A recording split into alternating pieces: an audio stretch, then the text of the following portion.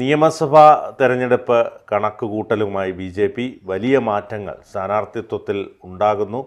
തുറുപ്പ് ചീട്ടുകളായ പലരും ശോഭാ സുരേന്ദ്രൻ അടക്കം പല മണ്ഡലങ്ങളിലും നിശ്ചയിച്ചു കഴിഞ്ഞു. എന്തൊക്കെയാണ് മാറ്റങ്ങൾ? അതായത് മിക്കവാറും കഴക്കൂട്ടത്തിലായിരിക്കും ഏറ്റവും വലിയ മത്സരം നടക്കുക. സുരേന്ദ്രൻ വേഴ്സസ് സുരേന്ദ്രൻ എന്ന് പറയുന്ന ഒരു അവസ്ഥയിലേക്ക് കാര്യങ്ങളൊക്കെ കൊണ്ടെത്തിക്കാനുള്ള സാധ്യതയുണ്ട്. കാരണം സുരേന്ദ്രൻ കഴക്കൂട്ടത്ത് മത്സരിക്കാമെന്നാണ് ആദ്യഘട്ട തീരുമാനങ്ങളിലേക്ക്, അതായത് നേരത്തെ തന്നെ സ്ഥാനാർത്ഥികളെ നിശ്ചയിച്ചു കഴിഞ്ഞാൽ, അല്ലെങ്കിൽ അവരോട് പറഞ്ഞു കഴിഞ്ഞാൽ, വേറെ ആരോടും പറയേണ്ട, അവരോട് പറഞ്ഞു കഴിഞ്ഞാൽ അവരൊക്കെ ആ സ്ഥലത്ത് പോയി പ്രചാരണം എന്ന് പറഞ്ഞു കഴിഞ്ഞാൽ പ്രവർത്തനം തുടങ്ങി, നിയമസഭാ തെരഞ്ഞെടുപ്പിലേക്കുള്ള കണക്കുകൂട്ടലുകൾ തുടങ്ങി കൃത്യമായ നീക്കങ്ങൾ നടത്തും. ഇതിൽ രണ്ടാണ് ഗുണം. BJP കണക്കുകൂട്ടുന്നത്, ഒന്ന്, ഈ പറയുന്ന നിയമസഭാ തെരഞ്ഞെടുപ്പിന് മുമ്പായിട്ട് വരുന്ന തദ്ദേശ സ്വയംഭരണ തെരഞ്ഞെടുപ്പുണ്ട്. ഓരോ മണ്ഡലത്തിലും ഓരോ ആൾക്കാർക്ക് ചുമതല കൊടുത്ത് നിങ്ങളാണ് ഇവിടെ സ്ഥാനാർത്ഥിയാവാൻ പോകുന്നതെന്ന് പറഞ്ഞ് അവരെ കൊണ്ട് അവിടെ പ്രവർത്തിപ്പിച്ചാൽ ഇത് ഈ പറയുന്ന തദ്ദേശ സ്വയംഭരണ സ്ഥാപനങ്ങളുടെ തെരഞ്ഞെടുപ്പിലും വലിയ ഗുണം ചെയ്യും.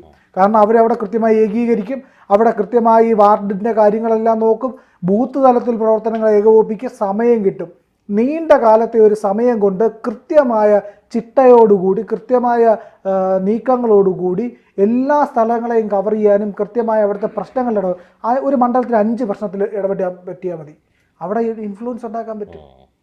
ഇപ്പോൾ കഴക്കൂട്ടത്ത് ടെക്നോ പാർക്കിൻ്റെ സമീപത്തുള്ള വികസന പ്രശ്നങ്ങളെയോ ഇല്ലെങ്കിൽ മറ്റേതെങ്കിലും പ്രശ്നങ്ങളിലോ ഒക്കെ ചെറിയ തോതിലെങ്കിലും ഇടപെടാനോ പരിഹാരം കാണാനോ ആ പ്രശ്നങ്ങളിൽ അവരോടൊപ്പമുണ്ടോ എന്ന് ധരിപ്പിക്കാനോ കഴിഞ്ഞു കഴിഞ്ഞാൽ തന്നെ വലിയ രീതിയിലുള്ള കാര്യങ്ങളായി. മറ്റ് പ്രശ്നങ്ങൾ, ഭൂമിപരമായിട്ടുള്ള പ്രശ്നങ്ങൾ അവിടെ ഉണ്ട്. ഇപ്പോൾ അവിടെ വരുന്ന കമ്പനികളുമായിട്ട് ബന്ധപ്പെട്ടൊക്കെ ഉണ്ടാകുന്ന ഏറ്റവും പ്രധാനമായിട്ട് ഇപ്പോൾ ചെയ്യാൻ കഴിയുന്ന ഒരു കാര്യം, നമ്മൾ തിരുവനന്തപുരം കോർപ്പറേഷൻ പിടിക്കുക എന്നുള്ളതാണ് BJP ചെയ്യേണ്ട ഏറ്റവും പ്രധാനപ്പെട്ട വസ്തുത. 2 തവണയായി നടന്ന ഇക്കഴിഞ്ഞ തദ്ദേശ തെരഞ്ഞെടുപ്പിലും അതിന് മുൻപേ നടന്ന തദ്ദേശ തെരഞ്ഞെടുപ്പിലും BJP ഇപ്പം 37 സീറ്റാണെങ്കിൽ കഴിഞ്ഞ പ്രാവശ്യം 35 സീറ്റുണ്ടായിരുന്നു.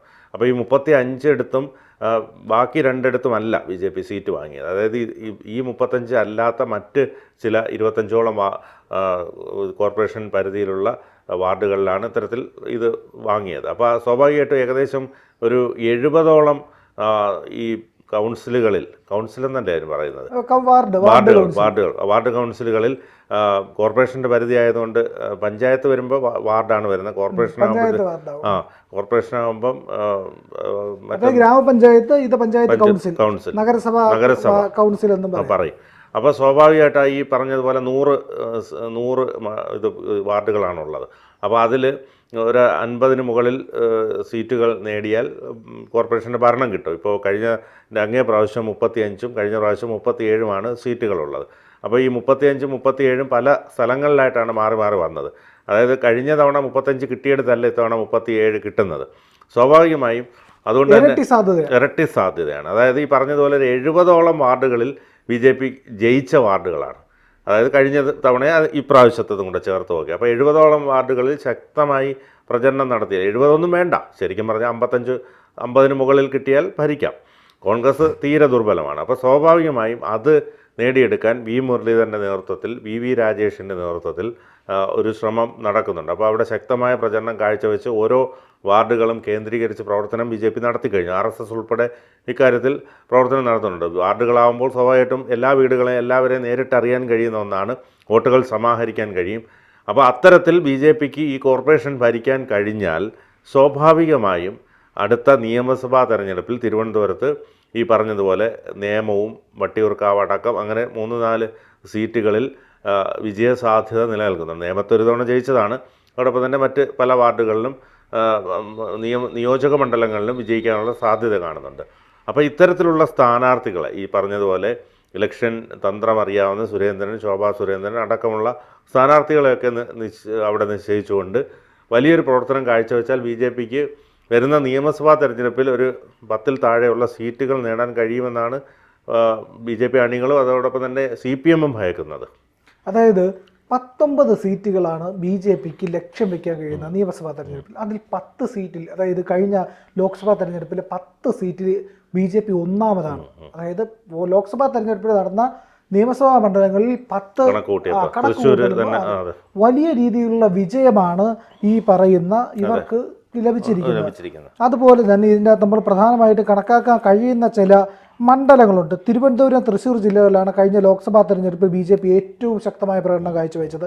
തിരുവനന്തപുരത്ത് പാറശാല മാത്രമാണ് 3ാമത് പോയത്. ബാക്കി എല്ലായിടത്തും എല്ലാവരും, അതായത് തൃശ്ശൂർ, നാട്ടിക, ഇരിഞ്ഞാലക്കുട, പുതുക്കാട്, ഒല്ലൂർ, മണലൂർ, നേമം, കഴക്കൂട്ടം, വട്ടിയൂർക്കാവ്, ആറ്റിങ്ങൽ, കാട്ടാക്കട നിയമസഭാ മണ്ഡലങ്ങൾ ഒന്നാമതാണ്. ഇനി അടുത്ത് രണ്ടാമത് വന്ന സീറ്റുകൾ തിരുവനന്തപുരം, കോവളം, നെയ്യാറ്റിൻകര, വർക്കല, ഹരിപ്പാട്, കായംകുളം, പാലക്കാട്, മഞ്ചേശ്വരം, കാസർഗോഡ് എന്നിവിടങ്ങളിൽ രണ്ടാമതെത്തി. മലമ്പുഴ, ഗുരുവായൂർ, അമ്പലപ്പുഴ, കരുനാഗപ്പള്ളി, റാന്നി, കോന്നി, ചാത്തന്നൂർ, ചിറയൻകീഴ്, നെടുമങ്ങാട്, വാമനപുരം, പാറശാല എന്നിവിടങ്ങളിൽ ചെറിയ വ്യത്യാസത്തിലാണ് മൂന്നാം സ്ഥാനത്ത് പോയത്. അപ്പോൾ ചാത്തന്നൂർ രണ്ടാം സ്ഥാനം ഉണ്ടായിരുന്നു, ചാത്തന്നൂർ രണ്ടാം സ്ഥാനത്ത്. അപ്പോൾ ചെറിയ ചെറിയ വ്യത്യാസങ്ങളിലാണ് പലയിടത്തും മൂന്നാമത് പോയത്, ഇല്ലെങ്കിൽ അവിടെ രണ്ടാമത്. അങ്ങനെയുള്ള സ്ഥലങ്ങളിൽ ഇത്രയും ഭരണവിരുദ്ധ വികാരം നിലനിൽക്കുന്ന ഈ കാലഘട്ടത്തിൽ BJPക്ക് ഉറപ്പായും മിനിമം 12 സീറ്റ് പിടിക്കാൻ കഴിയും. ഒരു ഡസൺ സീറ്റും കൊണ്ട് BJP ഉത്സാഹിച്ചു കഴിഞ്ഞാൽ 15 വരെ എത്താം. അതായത് ഒന്ന് ആഞ്ഞു പിടിച്ചു കഴിഞ്ഞാൽ 12 സീറ്റും കൊണ്ട്, ഇല്ലെങ്കിൽ 15 സീറ്റും കൊണ്ട് മലക്കാൻ കഴിയും. പക്ഷേ അത്രയേറെ ശ്രദ്ധയോടുകൂടി അത്രയേറെ ചടുലമായ നീക്കങ്ങളിൽ തന്നെ പോകണം. അതായത് രാജീവ് ചന്ദ്രശേഖർ എന്ന് പറയുന്ന ഒരു പവർഫുൾ ആയിട്ടുള്ള ആൾ വന്നിട്ടുണ്ട്. കാരണം കൃത്യമായ calculation, management skill, language professions, ഈ പറയുന്ന ഏത് വിഷയത്തെ പറ്റിയും കൃത്യമായി സംസാരിക്കാൻ അറിയുന്നുള്ള ആൾ. അങ്ങനെ വരുമ്പോൾ വിദ്യാഭ്യാസത്തിൻ്റെ മികവ്, ഇതെല്ലാം വെച്ചുകൊണ്ട് നല്ല ബുദ്ധിയിൽ ചിന്തിക്കാൻ കഴിയും. കാരണം ഒരു കാലത്ത് ഇന്ത്യയെ കൺട്രോൾ ചെയ്തിരുന്ന BPLനെ അതിൻ്റെ തുടർച്ചക്കാരനായിട്ട് വന്ന ആളാണ്. അപ്പോൾ അദ്ദേഹത്തിന് അതിനുള്ള ടാലൻ്റ് ഉണ്ട്. കൃത്യമായിട്ട് എങ്ങനെയാണ് ഒരു സംവിധാനത്തെ ചലിപ്പിക്കേണ്ടത്, നമ്മുടെ സിസ്റ്റം ചലിപ്പിക്കുക എന്നുള്ളതാണ് ഇതിൻ്റെ അകത്ത് ഏറ്റവും പ്രധാനപ്പെട്ട സംഭവം. പാർട്ടിയുടെ ഈ പറയുന്ന സംസ്ഥാന കമ്മിറ്റി മുതൽ ജില്ലാ കമ്മിറ്റികളിൽ തുടങ്ങി ഈ പറയുന്ന അവസാന മണ്ഡലം ബൂത്ത് കമ്മിറ്റികൾ വരെ കൃത്യമായ രീതിയിൽ ചലിപ്പിക്കാനായി കഴിഞ്ഞാൽ ഇത് വൻ മുന്നേറ്റം ഉണ്ടാക്കും. അതായത് ഞാൻ കണക്കുകൂട്ടുന്നത് ഇങ്ങനെയാണ്, NDA എന്ന് പറയുന്ന സംവിധാനത്തിലെ നമുക്ക് 4 തൂണുകളായിട്ട് തിരിക്കാൻ പറ്റും. ഒന്ന് BJP ആണ് അതിൻ്റെ പ്രധാന തൂണ്. 2 പരസ്യമായിട്ടല്ലെങ്കിലും ഇതിനോടൊപ്പം തന്നെ ഒരു നിഴൽ പോലെ ഒരു മേഖലയിൽ വ്യാപകമായി പ്രവർത്തിക്കാൻ കഴിയുന്ന RSS എന്ന് പറയുന്നത്. BJPയിൽ RSSലുള്ള എല്ലാവരും BJP പ്രവർത്തിക്കണമെന്നില്ല, പക്ഷെ അവർക്ക് ഈ പറയുന്ന രീതിയിൽ ഈ കാര്യങ്ങളിൽ ആ പ്രദേശത്തെ ഇൻഫ്ലുവൻസ് ചെയ്യാൻ കഴിയും. പിന്നെ മൂന്നാമതായിട്ട് BJPയിലോ RSSലോ പ്രവർത്തിക്കാത്ത വീട്ടമ്മമാരടക്കമുള്ളവർ നിൽക്കുന്ന ഹിന്ദു ഐക്യവേദി, വിശ്വഹിന്ദു പരിഷത്ത് പ്ലാറ്റ്ഫോമുകൾ, ഇതിനെ ഈ വിശ്വാസികൾക്കിടയിലെല്ലാം, ഈ ഹിന്ദുക്കൾക്കിടയിലെല്ലാം നല്ല നിർണായക സ്വാധീനമുണ്ട്. കാരണം നമ്മുടെ നാട്ടിലെ എല്ലാ അമ്പലങ്ങളിലും മിക്കവാറും എല്ലായിടത്തും ഇവരുടെ സ്വാധീനമുണ്ട്. അവരായിരിക്കും ആ കാര്യങ്ങളിൽ ഒന്നാമത് നിൽക്കുക. അവിടെ ഒരു മാതൃകാപരമായിട്ടുള്ള ഒരു ഈ ആത്മീയ പ്രവർത്തനങ്ങളുടെ എല്ലാം തുടക്കക്കാരുമായിട്ട് അതിനെ നയിക്കുന്നതുമൊക്കെ അവരായിരിക്കും. അങ്ങനെ വരുമ്പോൾ സ്വാഭാവികമായിട്ട് ഹിന്ദു ഐക്യവേദി, വിശ്വഹിന്ദു പരിഷത്ത് പോലുള്ള സംഘടനകൾക്ക് നിർണായക സ്വാധീനം അവിടെ ഉണ്ട്. നാലാമതായിട്ട് നമുക്ക് പറയാൻ കഴിയുന്നത് BDJSൻ്റെ ഒരു സാന്നിധ്യമാണ്. ഇക്കുറി ഈ വർഷം ഈഴവ വോട്ടുകൾ ഈ പറയുന്ന നിയമസഭാ തെരഞ്ഞെടുപ്പിൽ നിർണായകമാണ്. ഈഴവ വോട്ട് അത് എന്തായാലും CPM കിട്ടുമെന്ന് എനിക്ക് നല്ല സംശയമുണ്ട്. CPM കിട്ടാനുള്ള യാതൊരു സാധ്യതയില്ല. കാരണം അമ്മാതിരി ആക്രമണമാണ് വെള്ളാപ്പള്ളി നടേശന് നേരെ CPM ഹാൻഡിലുകൾ, ഇടതുപക്ഷം പ്രത്യേകിച്ച് CPM നടത്തിയത്. അതായത് മലപ്പുറത്തെ പറയുന്നു എന്ന് പറഞ്ഞാൽ എനിക്ക് തോന്നി, ഞാൻ വിചാരിച്ചു അയ്യോ ഈ ആക്രമിക്കുക എങ്ങാനും ചെയ്യുമോ, അവർ വല്ല ഇന്നോവയും വിടുവോ, അവരുടെ പാർട്ടിയെ പറഞ്ഞതിന് കുഴപ്പമില്ല, മലപ്പുറത്തെ പറഞ്ഞതിന് എമ്മാതിരിയുള്ള വിമർശനവും ചീത്ത വിളിക്കലുമായിരുന്നു CPMകാർ മാത്രം നടത്തിയത്. കോൺഗ്രസ്സുകാർ മിതത്തിലാണ് നിന്നത്. സതീശനെ നേരിട്ട് വിമർശിച്ചു ആരാ, ഈ പറയുന്ന വെള്ളാപ്പള്ളി നടേശൻ. എന്നിട്ട് പോലും സതീശൻ വളരെ മാന്യമായിട്ട് സൗമ്യമായിട്ടുമാണ് പെരുമാറിയത്. പക്ഷേ CPM മലപ്പുറത്ത് പിണറായി വിജയനെ വിമർശിച്ചാൽ പോലും ഇങ്ങനെ പ്രതികരിക്കുമെന്ന് തോന്നുന്നില്ല. ആ രീതിയിലാണ് വെള്ളാപ്പള്ളി നടേശനെ അതിഭീകരമായി സൈബർ ആക്രമണം നടത്തി, സൈബർ ബുള്ളിങ് നടത്തി, ഹരാസ് ചെയ്ത് വംശീയമായി വരെ അദ്ദേഹത്തിൻ്റെ ജാതി പറഞ്ഞ് വരെ ആക്ഷേപിച്ചില്ലേ, ജാതി പറഞ്ഞ് ആക്ഷേപിച്ചു. ആ മനുഷ്യൻ്റെ ഈ പറയുന്ന ബോഡി ഷെയ്മിങ് നടത്തി.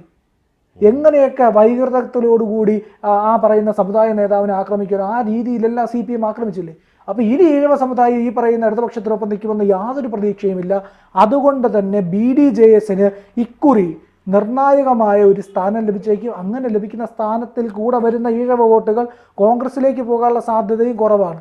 അത് മിക്കവാറും ഈ പറയുന്ന BJPയിലേക്ക് തന്നെ വരും, NDAയിലേക്ക് തന്നെ വരും. ഈ പറയുന്ന 4 തൂണുകളോടുകൂടി NDAക്ക് വലിയ മുന്നേറ്റം ഇവിടെ നടത്താൻ കഴിയും. ഒരു 15 സീറ്റോളമെങ്കിലും ഏറ്റവും കുറഞ്ഞ നിലവിലെ സാഹചര്യത്തിൽ ഏറ്റവും കുറഞ്ഞതാണ് പറയുന്നത് കഴിയും. BJP ഒന്ന് ഉത്സാഹിച്ചാൽ, വലിയ രീതിയിലുള്ള ഏകോപനം നടത്തിയാൽ, നല്ല മുന്നേറ്റത്തോടു കൂടി നല്ല ഉത്സാഹത്തോടു കൂടി പ്രവർത്തിച്ചാൽ, പണ്ട് കഴിഞ്ഞ തവണ ഈ സുരേന്ദ്രൻ പറഞ്ഞതുപോലെ ഈ 15 അല്ല, അതിനപ്പുറത്തേക്കൊക്കെ പോവാം, അതിന്റെ ഇരട്ടിയോളം വരെ. 39 സീറ്റുകൾ നേടിയ ഭരണം നേടാന്ന് അത് അന്ന് ഭരണം നേടിയില്ലെങ്കിലും ഈ പറയുന്ന അത്ര വലിയ മുന്നേറ്റം ഉണ്ടാക്കുക ഒന്നാം ചവിട്ടുപടിയായിട്ട്. പിന്നെ അടുത്ത് വരുന്ന ഏത് സർക്കാരായാലും ശരി കഴിഞ്ഞാൽ അത് കഴിയുമ്പോൾ BJP പ്രധാന പ്രതിപക്ഷമാവും. ഇനി മൂന്നാമതൊരു നിയമസഭാ തെരഞ്ഞെടുപ്പ് കേരളത്തിൽ നടക്കുമ്പോൾ BJP അധികാരത്തിൽ വരികയും ചെയ്യും. യാതൊരു സംശയമില്ലാത്ത കാര്യമാണ്. കൂടുതൽ വാർത്തകളും വിശേഷങ്ങളും നിങ്ങളിലേക്ക് എത്താൻ ABC മലയാളം സബ്സ്ക്രൈബ് ചെയ്യുക, ബെൽ ബട്ടണും അമർത്തുക.